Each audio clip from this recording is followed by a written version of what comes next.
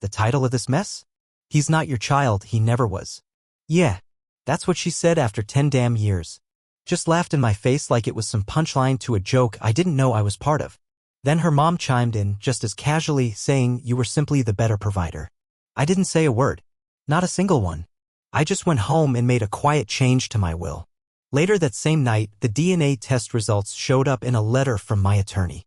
That envelope hit my hands, and not long after, I saw she tried to call me 41 times. I didn't need to read a single word to know the truth had finally hit her too. Hey folks, before we dive into this story, I just want to ask for a quick favor. The channel's been struggling a bit lately, and one of the best ways you can support us is by subscribing. It's fast, free, and really helps us keep making the kind of content you love. Seriously, every sub counts. Let's keep this ride going. I appreciate each and every one of you. Alright, let's get into it. So here goes nothing, I'm finally ready to lay it all out. This chaotic disaster that's been my reality for the past year. Not sure if this is even the right spot to share it, but I've been carrying it too long. Maybe someone out there needs to hear it. Maybe it'll help. I used to think I had it pretty good. Nothing extravagant, just your regular, simple life. You know what I mean? I married my high school sweetheart right after we finished college. Yeah, I know, total cliché. Got a decent gig in finance. Doesn't make me rich, but it pays the bills without killing me. We picked up a modest little place in a safe neighborhood, the kind where folks still wave when they see you and your Amazon packages don't vanish from the porch. It was that classic, middle-class American dream. And I was genuinely content. For years into the marriage, we had a baby boy. And man, that moment changed everything. I'll never forget the day he was born. Easily the most incredible moment of my entire life. The little guy came out red-faced, screaming like the world owed him something. I just stood there crying like a fool. The nurses were giggling at me, but I couldn't care less. My wife never let me live it down either. Big tough guy turns into a puddle, she'd say with a smirk every time she told the birth story at family events. And I remember looking at him all wrapped up in that hospital blanket and making the silent promise, I'd protect him no matter what. Give him the kind of life I never had. Be present. Be better than my own dad, who disappeared when I was 10. You know, all the sappy stuff new parents say in the moment. Fast forward 10 years and life had settled into its usual rhythm. I went to work, we took him to soccer, played games together in the evenings, had barbecues on the weekends. Somewhere along the way, my mother-in-law moved in with us after her divorce. That was about 4 years ago. Not exactly the dream scenario, having your wife's mom hanging around all day, but I dealt with it. She pitched in with our son now and then, and my wife wanted to be there for her, so I didn't complain. Looking back now, the signs were there. My mother-in-law always gave off this odd energy. Made little comments about how our boy didn't really resemble me. He's got your wife's eyes, she'd say, but I don't really see much of you in him. She'd say it with a laugh during dinner like it was some harmless joke. I'd just smile and shrug it off. Yeah, he had my wife's eyes, her nose, even her hair color. I always figured he'd eventually grow into some of my features. Some kids take their time with that, right? Late bloomers. My wife, though, she'd get oddly defensive anytime someone brought it up.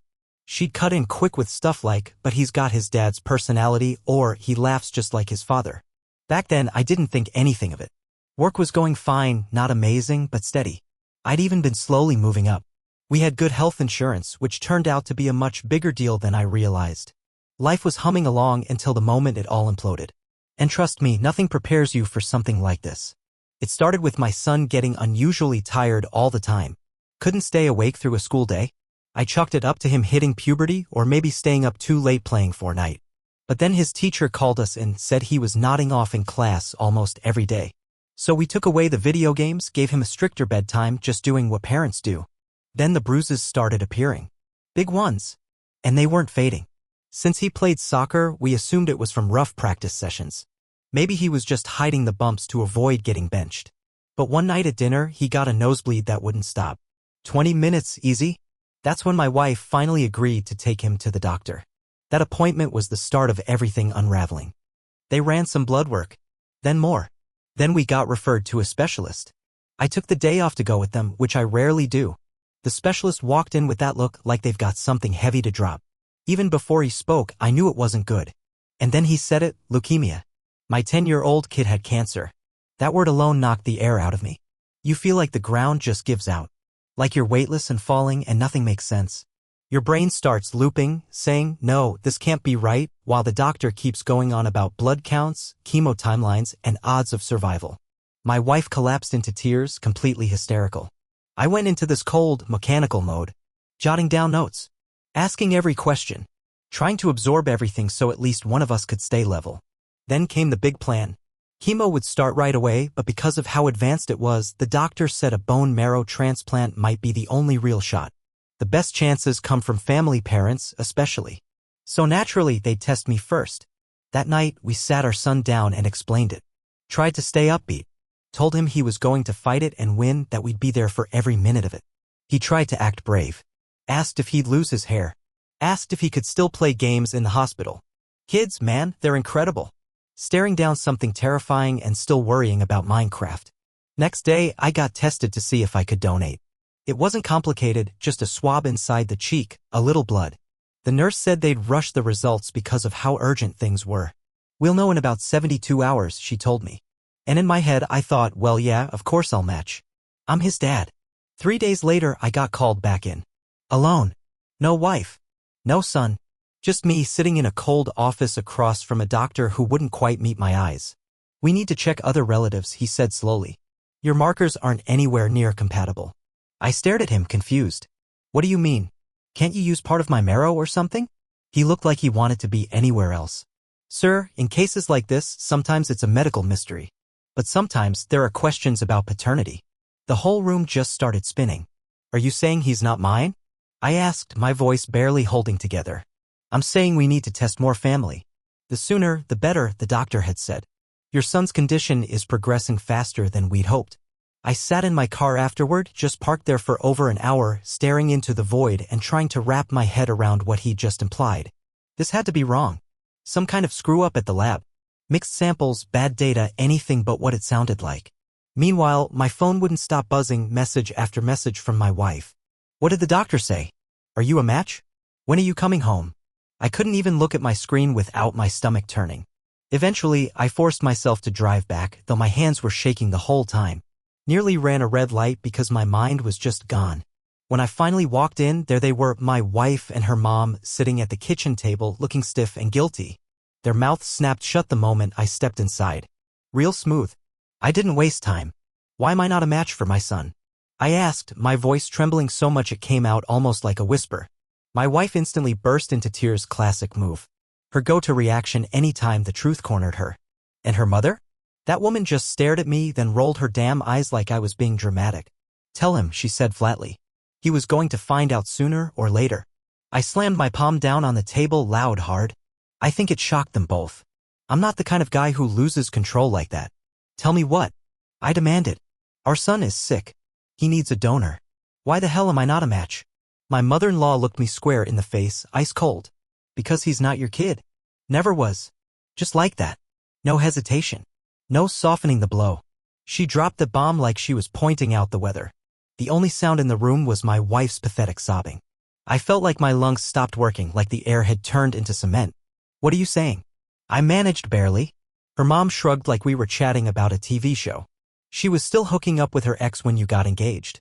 Got pregnant. You were the better choice, stable job, health insurance, a good future. Her ex was a bum who couldn't hold down work. My wife finally said something, dabbing at her fake tears. I was going to tell you, eventually. Eventually. My voice exploded. I was yelling now, something I'd never really done in my life. It's been 10 damn years. And now our son has leukemia and needs a match. Well, her mom said, not even blinking, now you know. We'll have to contact his biological father. That word, biological, it snapped something in me. Real father? Real? I've been the one wiping tears after nightmares, patching scraped knees, yelling from the bleachers at soccer games, helping with school projects, tucking him in every night. I've been the constant in his life. DNA didn't change any of that. Get out, I said, my voice dropping into that dangerous calm. My wife blinked like I'd spoken another language. What? You heard me. Both of you. Pack up and leave. You can stay at a hotel. You can't just throw us out, her mom barked in that entitled tone she always uses. Watch me, I replied. You've got 20 minutes. And while you're at it, write down your ex's info. My son needs a damn donor. They tried to argue. I didn't even listen. I walked right past them, out into the backyard, and called my lawyer. Explained the whole thing. I must have sounded completely unhinged. Stay calm, he told me. Start documenting everything. Don't leave the house. They go, you stay. He said he'd start on the divorce paperwork immediately. Told me to send over any medical records that backed this all up. Said I needed to focus on getting my son through this and let him deal with the legal chaos. A little later, my wife came out back, eyes red and swollen, trying to play the victim. "You're really gonna break up our family now?" she asked. "When he needs both of us?" I just stared. Did you ever love me? Or was I just the guy with a steady paycheck and decent benefits? Of course I loved you. I still do, she sniffled. This doesn't change anything between us. I laughed cold and bitter. Doesn't change anything? You've been lying to me from the very beginning. Our whole marriage is built on a lie. Not all of it, she said softly, reaching out to touch my hand. I pulled back like she was radioactive. Does he know? I asked. Does our son know the truth? No, she whispered. And there's no reason for him to. We can keep this between us. I actually laughed out loud. Keep this between us? The doctors need his real father's information. Or did you forget the part where he has cancer? That finally shut her up. She went inside, wrote down her ex's name and what little contact info she still had. Claimed she hadn't spoken to him in years, but her mom apparently had kept tabs on him through mutual friends. Of course she did. I called the hospital immediately and gave them everything. They said they'd start trying to track the guy down right away. An hour later, both of them were gone. Tried to sneak out with some expensive stuff too. But I'd already taken photos of everything in the house. Told them flat out if anything went missing, I'd report it stolen.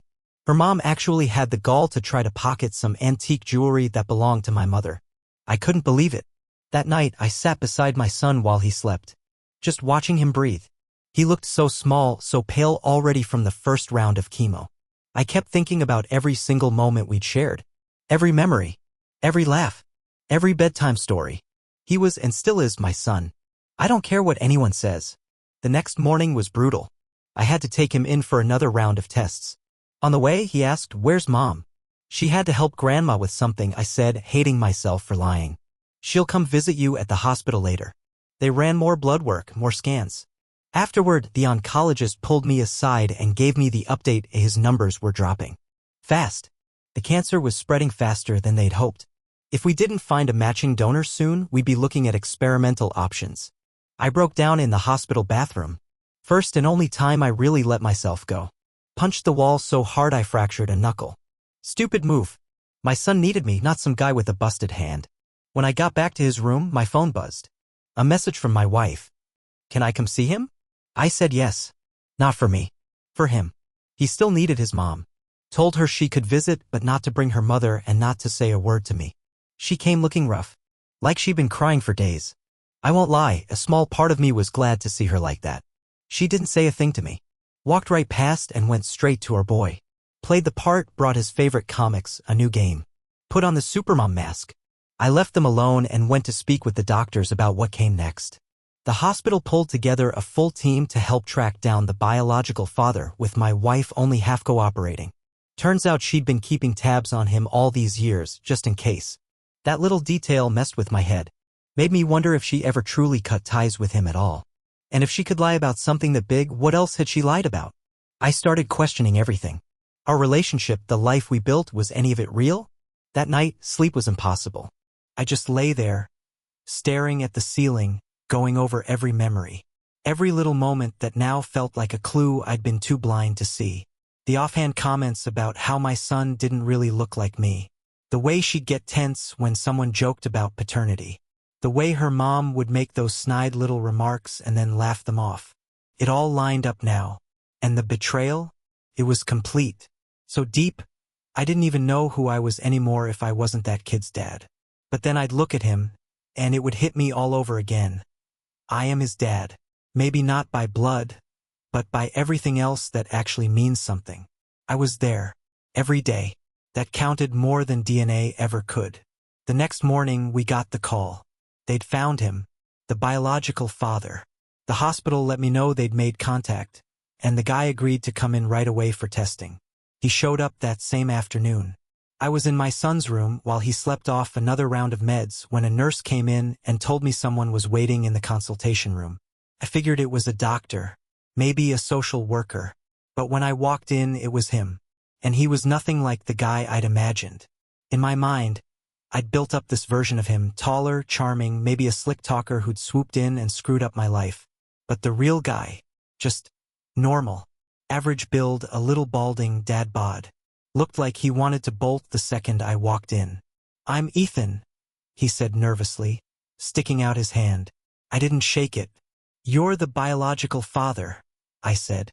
Not a question. He nodded, visibly uncomfortable, like he might throw up. "I had no idea," he said.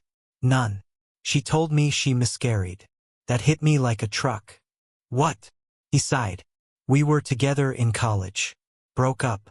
Then hooked up once more, just before she got serious with you. A few weeks later, she called and said she was pregnant, but lost the baby. I never thought to question it. So she'd lied to everyone. Great. What a goddamn saint I married." "You really never knew you had a kid?" I asked, still trying to wrap my head around it. "Swear to God," he said.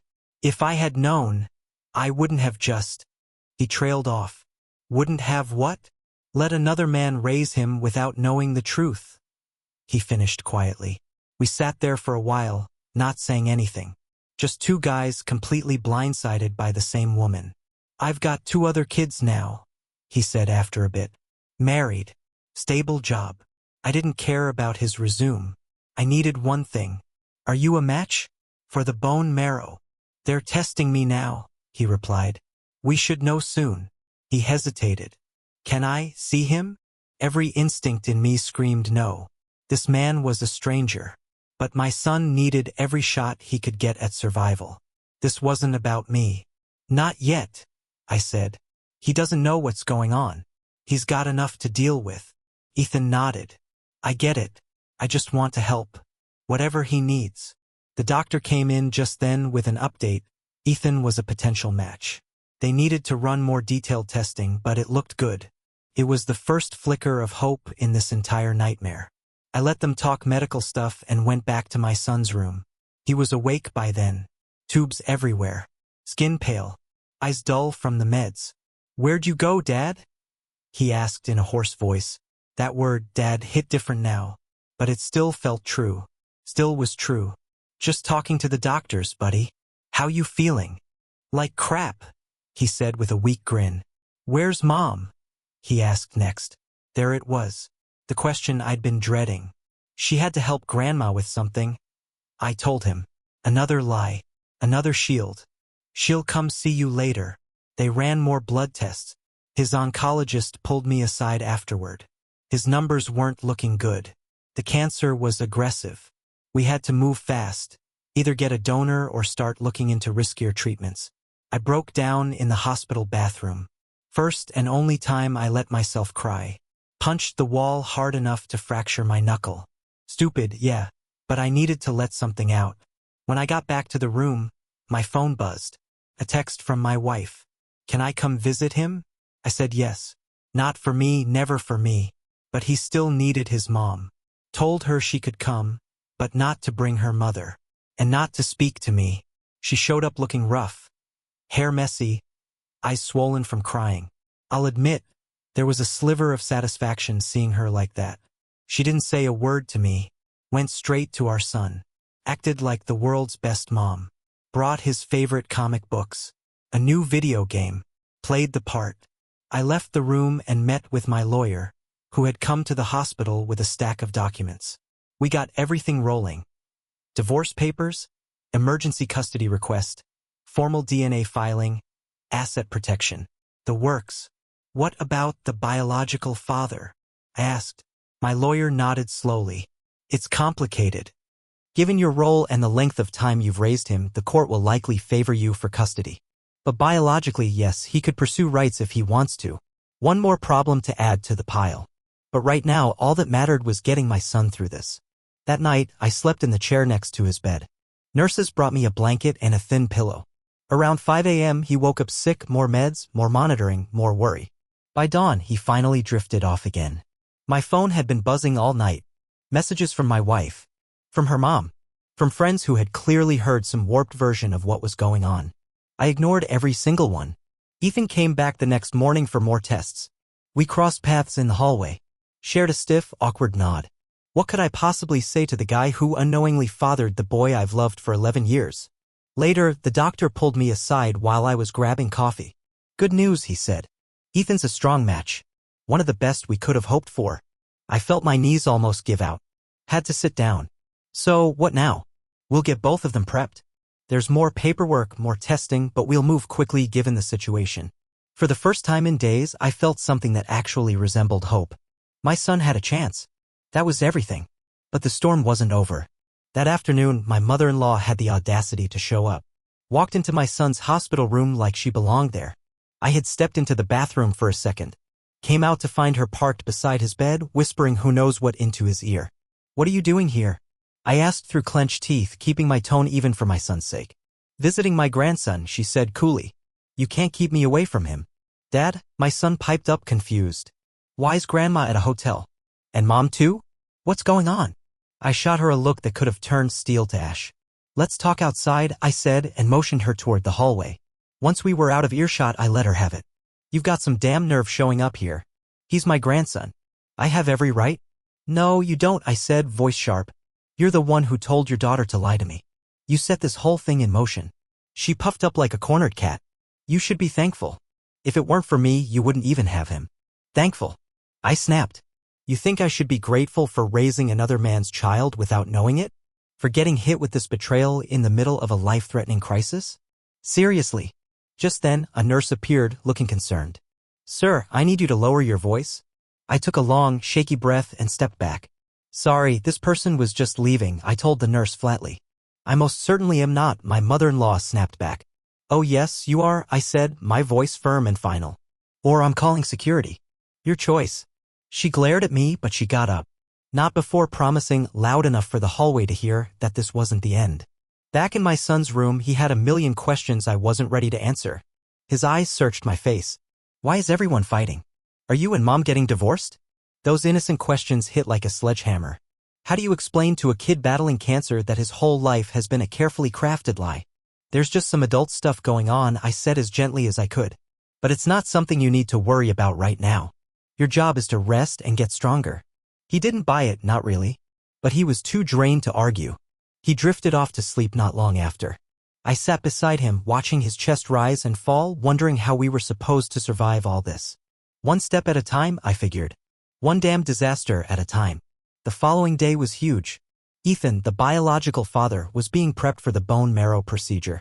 Meanwhile, my son was starting the medications that would wipe out his immune system to make way for the new cells. The doctors walked him through everything in language a kid could understand, but it didn't change the weight of what was happening. They were hitting the reset button on his body. I watched him try to be brave, try to smile and act like he wasn't scared. But I saw it. I saw the fear in his eyes. "Will it hurt?" he asked quietly. The doctor reassured him. "You'll be asleep during the transplant. You won't feel anything.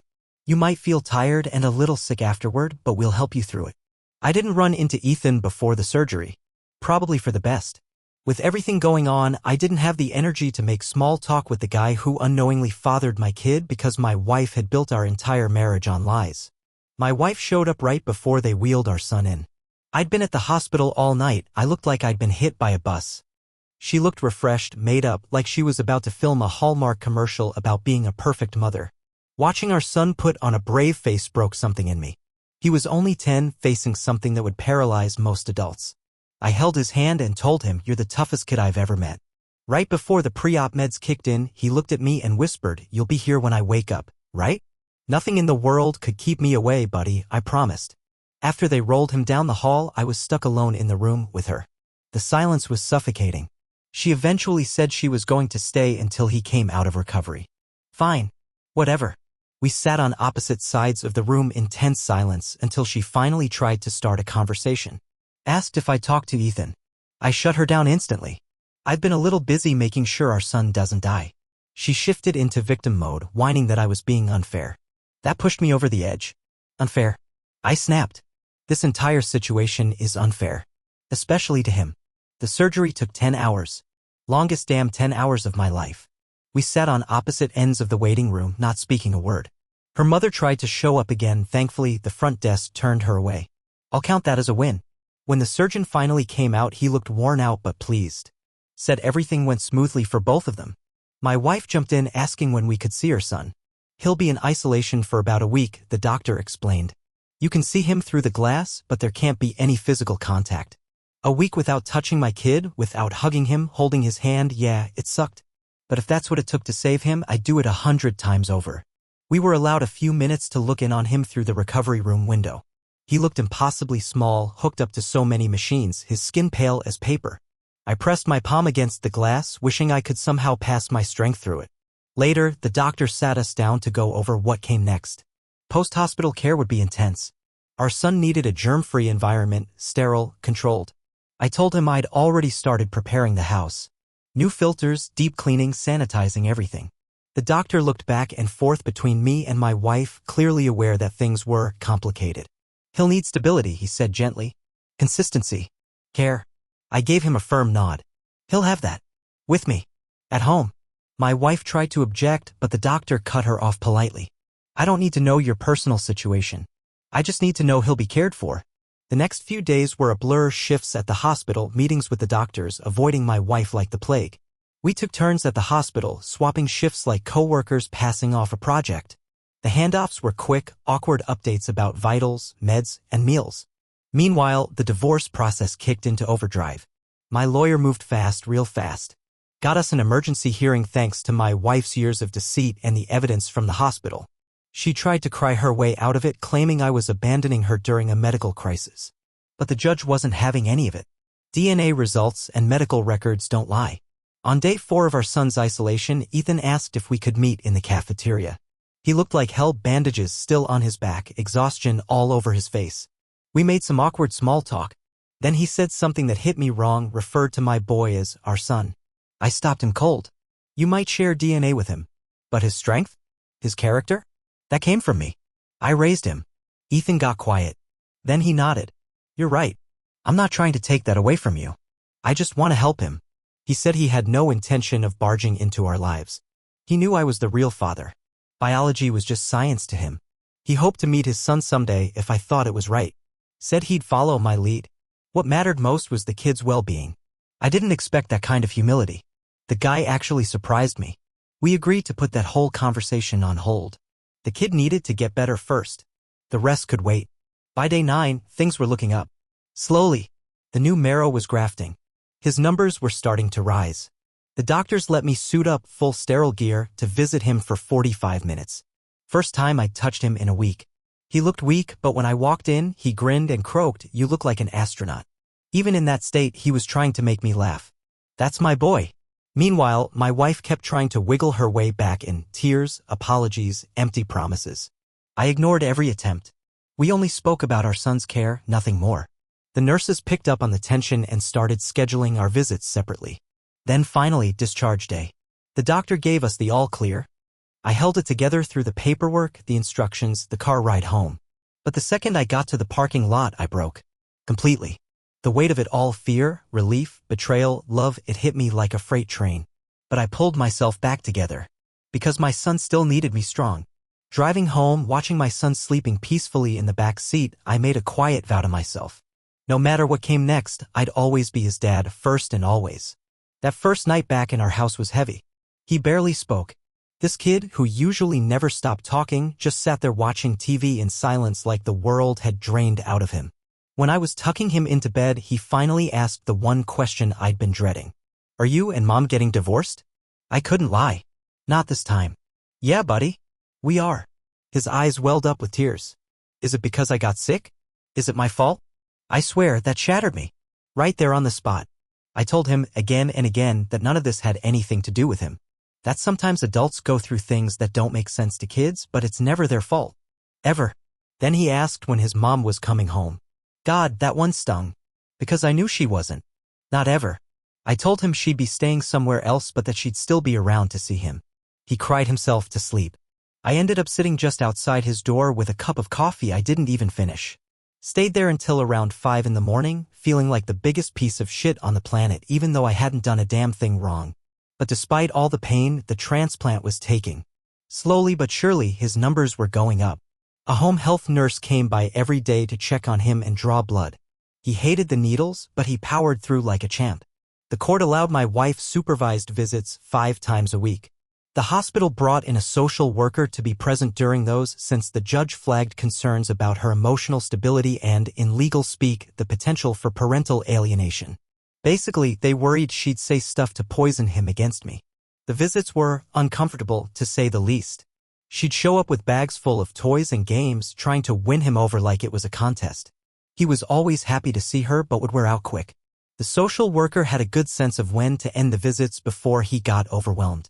About 4 months after we got home, I finally had the hardest talk of my life, telling him the truth about who his biological father really was. I didn't go into the conversation alone, had help from a child psychologist who walked me through how to handle it. Still, it tore me apart.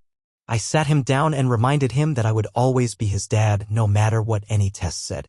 Then I carefully explained that his mom hadn't been completely honest and that the man who donated bone marrow, the one who helped save his life, was actually his biological father. He took it hard. Lots of questions. He asked why his mom had lied, if that was the reason we were getting divorced, if he had to call the other guy dad now. I answered everything the best I could without turning it into a blame game. I didn't bash his mom, just gave him the truth as gently as possible. We both ended up in tears. Then he wrapped his arms around me and whispered, "You're still my dad." That broke me all over again. A few days later, he told me he wanted to meet Ethan. I agreed. The first meeting was awkward, no way around that. But they clicked over Minecraft because of course they did. Afterward, he had more questions about siblings, extended family, what all this meant for the future. I reminded him over and over, none of that changes what we have. He's my son. Always will be. When the divorce was finalized, the judge awarded me primary custody, the house, and the bulk of our assets. My ex got standard visitation rights, her car, and, if I'm being honest, a financial deal that was more generous than she deserved. She lost it in court, had a full-blown meltdown, came dangerously close to contempt. Her lawyer had to physically walk her out. Not long after, she tried to pick up our son from school on a day that wasn't hers. School staff called the police and she got escorted off campus. That little stunt tightened her visitation schedule even further. Meanwhile, Ethan and I worked with therapists to coordinate his time with our son. We took it slow, supervised sessions, gradual introductions to his other kids, the whole 8 yards. My ex-mother-in-law, surprise, surprise, violated her restraining order again. She got slapped with community service, then decided to skip town. She's probably still out there telling everyone I ruined her family. Let her. Whatever helps her sleep at night. By the 8-month mark after diagnosis, things finally started feeling steady. My son was in remission. Back in school part-time. I shifted to working from home so I could be there when he needed me. My ex still had her visitation rights, and for the most part, she stuck to the schedule. We kept him in therapy even after the physical recovery. Best move I ever made. Gave him a safe place to process everything, say what he felt, and not worry about hurting anyone. I started dipping my toe back into the dating world. Nothing serious. Just coffee here and there. There's one woman, a pediatric nurse I met during one of the hospital stays. She understands the chaos I've been through. Doesn't try to rush things. My son likes her. That means more than anything. One night, he beat me at some video game and gave me this worried look like he wasn't sure how I'd react. I just laughed, reached over, and ruffled his hair. "That's my boy," I said without thinking. He smiled at me like I just handed him the moon. And in that moment, everything felt worth it. So that's where we are now. Life flipped upside down, inside out, but we didn't just survive. We found a strength I didn't even know we had. And for those wondering, yeah, Ethan's now legally recognized as the biological father. But I'm the one with full parental rights and custody. And Ethan? He's cool with that. Says I earned it by showing up for 10 years when he couldn't. You want to know what I got out of all this mess? Clarity. I know exactly who my real family is. And I know exactly what I'm made of. Turns out it's tougher stuff than I ever imagined.